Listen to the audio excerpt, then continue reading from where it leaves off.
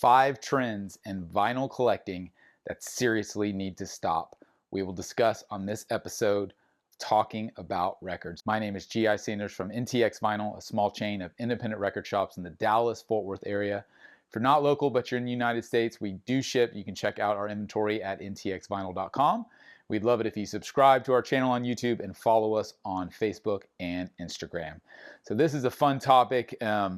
And I think for anyone who's involved in a hobby of any kind, not just vinyl collecting, the longer that you're involved in that, the longer that you're engaged with it, the more things start to stand out to you. Annoyances, trends, fads, whatever you want to call them. And again, with longevity, those things start to bubble up more and more, and you start to realize that they are becoming commonplace, right? So I'm going to talk about a few things. There's more than just 5, but there's a few things that I've noticed that are maybe getting out of hand, or maybe starting to trend in a direction that would be detrimental, in my opinion, to the hobby in its purest form, right? So we're going to talk about 5 of these.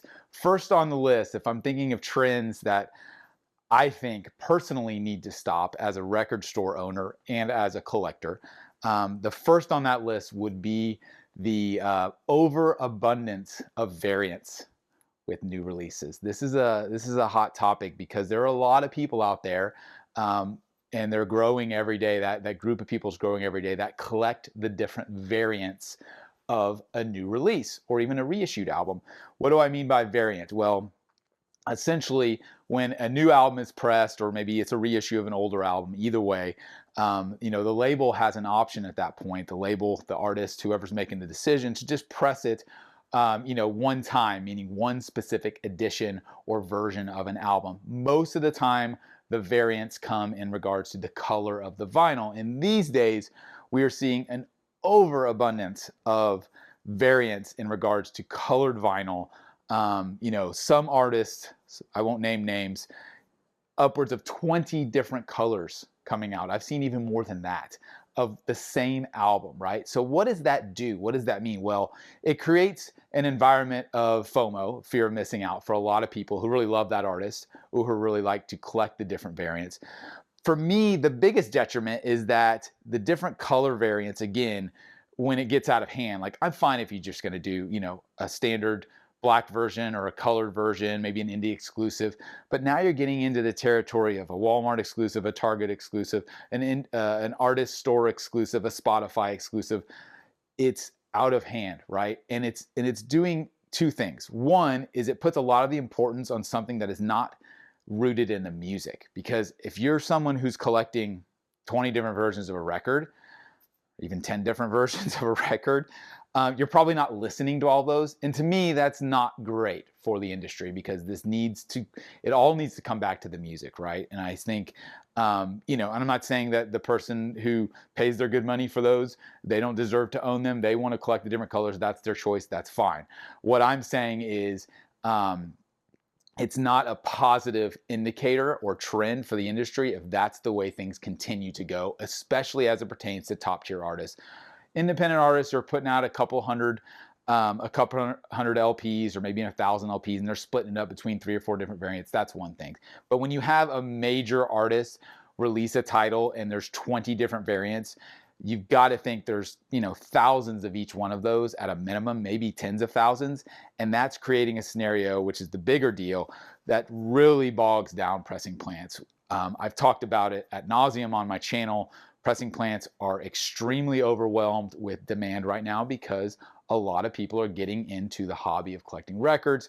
And when you've got scenarios, specific projects that demand lots of different colors, lots of different variants of a specific album, it really, really puts a lot of stress on the pressing plants, because it all comes down to the availability, the capacity that these plants have, and they can't keep up, right? And so it's hard when one artist puts out an album and they want 20 different variants, and you've got literally hundreds of other artists waiting in line behind them trying to get their album out. Maybe they only need a couple hundred, maybe it's a couple thousand. Either way, they're waiting in line.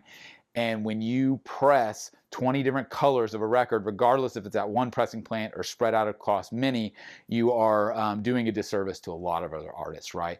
And again, I'm not saying that we should only be doing black vinyl. That's not what I'm saying. I love colored vinyl. I love the differentiation between different variants. I just think there's got to be a middle ground, is what I'm saying. You know, even if my record label, the DFW Legacy Series, we do almost everything on colored vinyl, and we've done a pressing or two that has had one or two different variants. But again, one or two, maybe three or four.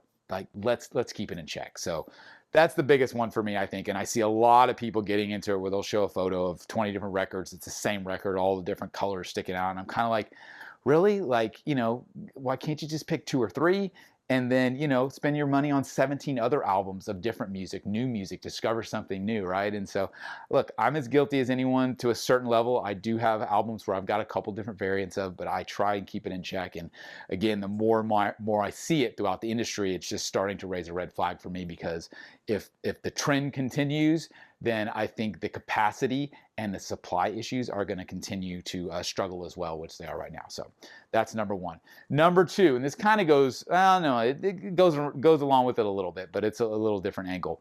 Limited edition. Let's talk about limited edition. What does it mean? Well, you see it on lots of albums. You see it on every single Walmart pressing. You see it on, you know, lots of indie exclusive pressings. You see it on the albums that I put on my label again, but if you can't define how many it's limited to, or you won't define how many it's limited to in regards to the actual number pressed, is it really limited? I get asked the question all the time as a store owner, because so many of the hype stickers on new records say limited edition. And they say, well, do you know how many that were pressed? I have no idea. The distributors, the labels, no one tells you how many they're pressing. And that's because most time, it's not true. Most of the time, it's not limited. They're just going to continue to repress it over and over and over.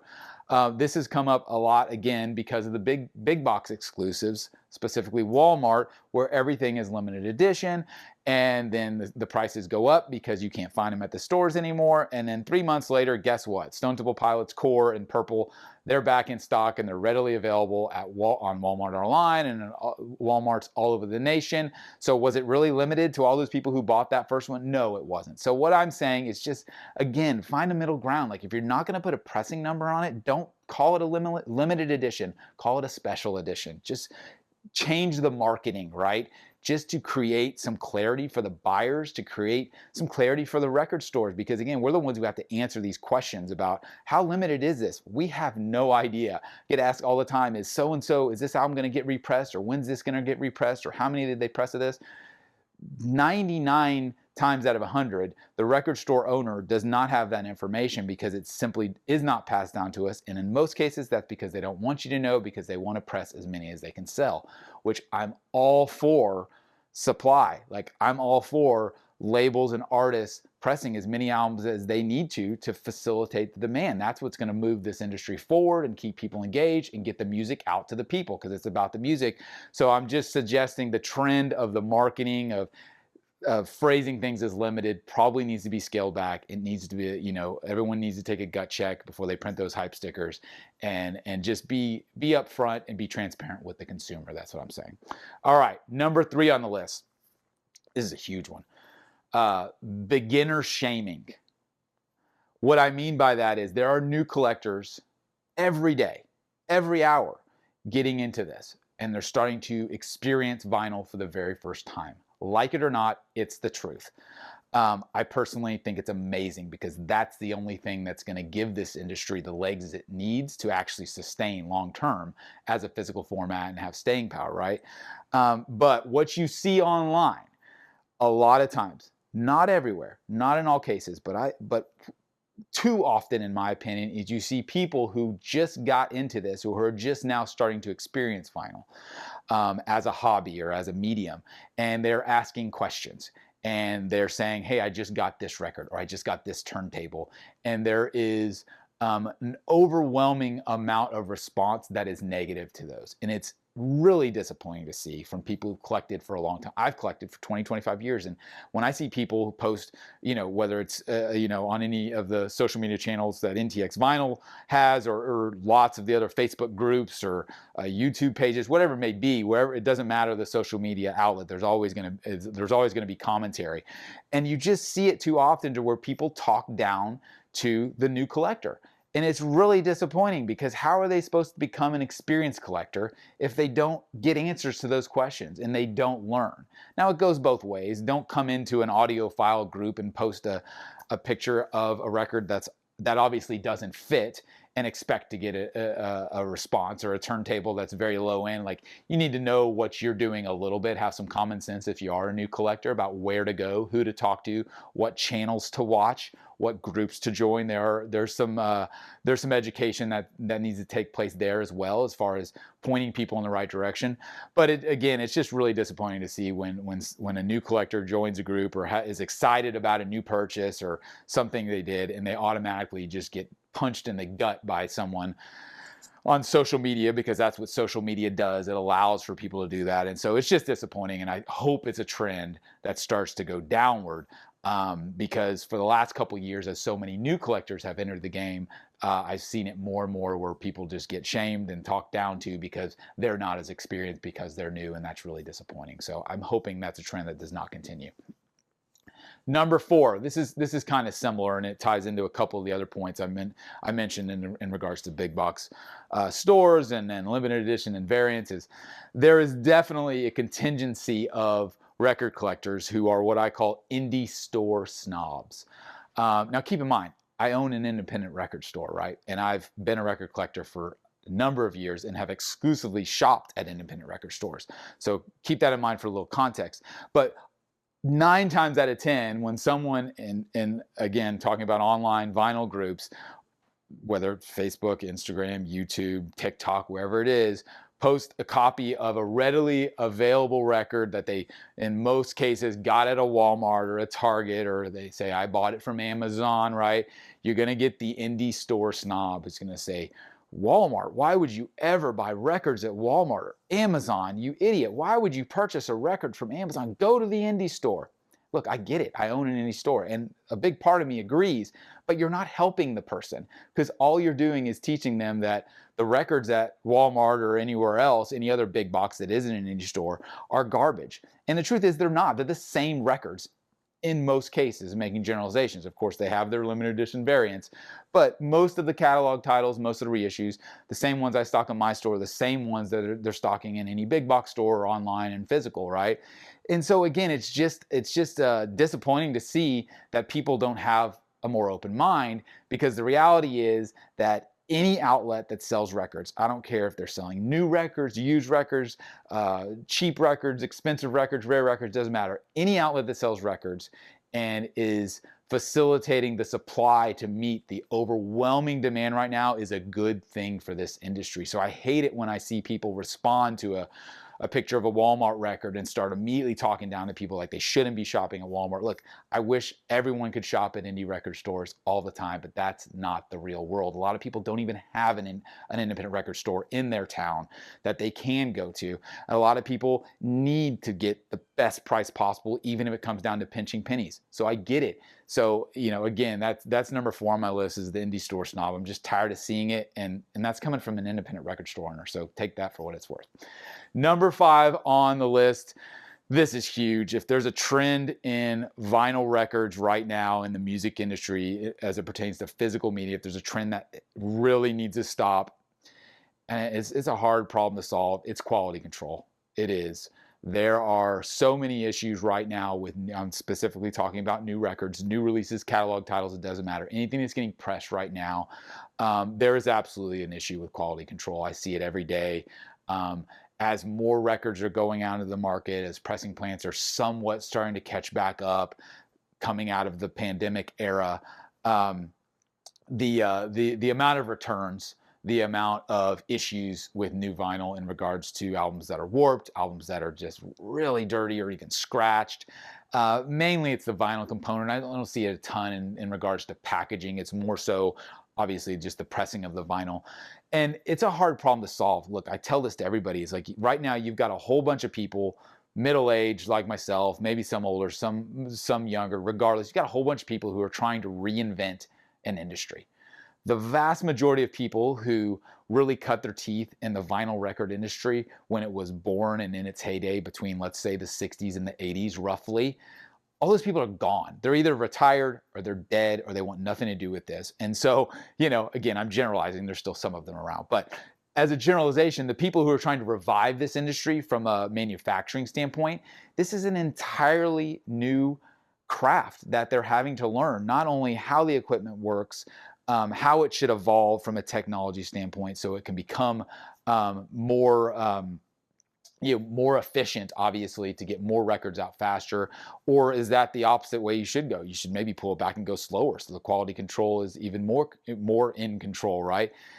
The reality is there's no easy fix for this problem, but it is a trend that I hope pressing plants are really keeping a close eye on and keeping a pulse on, because I do see collectors all the time now who are saying, I simply don't buy new records anymore just because I can't trust them, because I've gotten so many and I've pulled them out of the package brand new and they're warped, or they just sound terrible because they're dirty, and you can clean them, but either way, or they've got scratches on them coming right out of the pressing plants, and it's really, really depressing to see that stuff as someone who wants to double down on this industry and who is and who's seeing so much joy coming from the expansion of this industry. And as pressing plants again are starting to just get over that hump and starting to get caught up a little bit, that's one of those things. That's one of those trends that I really hope we can get a wraps on as an industry sooner than later. I don't think it's gonna. It's not like a light switch. You can't flip it overnight. There's, I think last count there's 30 or 40 pressing plants in the U.S. There's lots more internationally. So you've got a lot of different people involved in this. It's not a one man problem or solution, right? You've got a lot of people who need to commit to the quality control across the board. Maybe they need to slow down in order to speed up as far as the industry is concerned. So that's just something. And again, I'm not involved in this process. I don't own a pressing plant.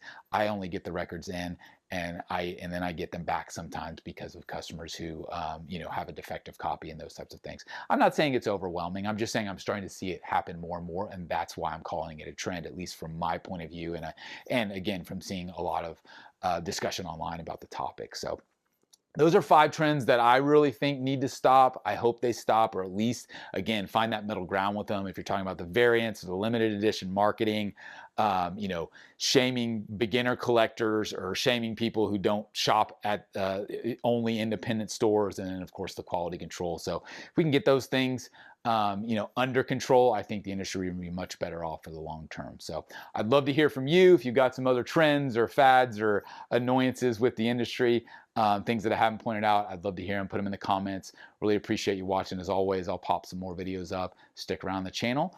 As always, thank you so much for watching another episode of Talking About Records.